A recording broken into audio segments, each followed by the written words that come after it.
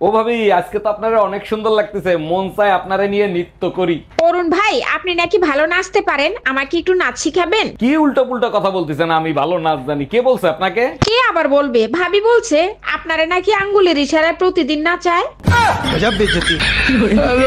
ওই বান্ধবী, আমি না থালি বাসন কিচ্ছু ঘষা পারি না। আমার যদি ভবিষ্যতে বিয়ে হয় না, তাহলে আমি কি করবি শুন? এই কথা আমিও আগে থালি বাসন ঘষা পারি নাই। তারপরে একজনে আমাকে পরামর্শ দিল যে বিয়ে কর।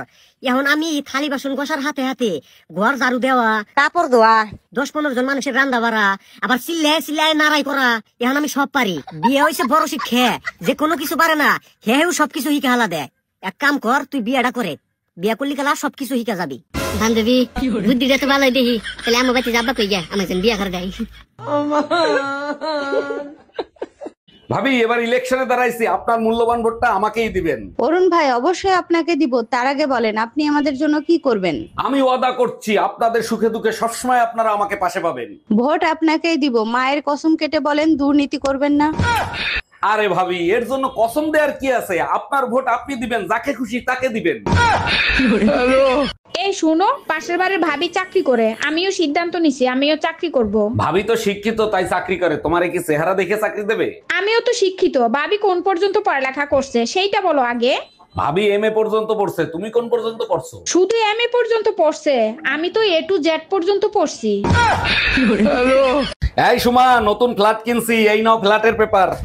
এইটা কি করছো? ফ্ল্যাট কিনছো তোমার মায়ের নামে আর লোন করাইছো আমার নামে? মা আমারে জন্ম দিছে, মানুষ করছে, ফ্ল্যাট তো তার নামেই নেবো, তাই না? খুব ভালো কাজ করছো। তা আমার নামে 30 লাখ টাকা লোন করাইছো কেন? কিছু হইলেই তো তুমি তালাক দিতে চাও। এবার তালাক দাও, লোনের টাকা সব তোমার শোধ করতে হবে। জানেন অরুণ ভাই, দুনিয়াতে সবাই দেহকেই ভালোবাসে, আত্মাকে কেউ ভালোবাসে না। না ভাবি, এইটা ভুল বললেন। একজন আছে যে দেহকে নয়, শুধু আত্মাকেই ভালোবাসে। আমি বিশ্বাস করি না, খোঁজ নিয়ে দেখেন, সেও দেহকে ভালোবাসে। খোঁজ নেয়ার কি আছে? সবাই বিশ্বাস করে যমরাজ শুধু আত্মাকেই ভালোবাসে। অরুণ ভাই, আজকে না আপনার গার্লফ্রেন্ডের সাথে দেখা করার কথা, মন খারাপ করে বসে আছেন কেন? ভাবি, জীবনের চরম শিক্ষা পাইছি, জীবনে কোনোদিন ফেসবুকে কারো চেহারা না দেখে প্রেম করব না। কেন অরুণ ভাই, কি হয়েছে? চেহারা কি খুব খারাপ ছিল নাকি ছেলে ছিল? চেহারাও খারাপ ছিল না, ছেলেও ছিল না, ঘরের বউ ছিল।